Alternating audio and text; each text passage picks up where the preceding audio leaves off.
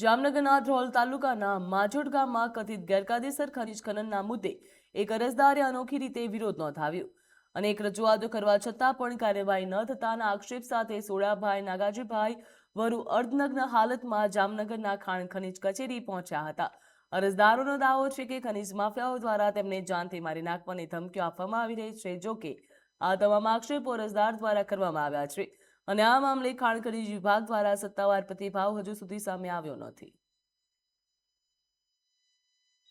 2.5 થી 3 મહિનાથી હું રજૂઆત કરું, ઘણી બધી અરજીઓ આપી, કોઈ નિવેદન હજી આવ્યું નથી. અને મારી લાઈનનું નુકસાન કર્યું છે, 5 જગ્યાએ ખોદકામ ખનીજ ચોરી કરી છે. 2.5-3 મહિનાથી હું હળિયું કાઢું, કોઈ સાહેબ એનું કોઈ રજૂઆત આદિ લગી સુધી કોઈ કાંઈ છે નહીં. રજૂઆત મેં અરજીઓ કરી હતી, બધે અહીં ખાણ ખનીજમાં કરી હતી, મામલતદારમાં કરી હતી, TDO સાહેબમાં કરી હતી, સિંચાઈ વિભાગમાં કરી હતી. હજી સુધી એનો કોઈ નિવારણ આવ્યું નથી સાહેબ. અરજી દેવાનો સાહેબ મને ધાન ધમકીઓ મારે છે. એક તો મારું નુકસાન કર્યું અને ઊંડામાં ધોકા લઈને ફરે છે, ટાંગા ભાંગી નાખવા છે, આમ કરવું છે, તેમ કરવું છે.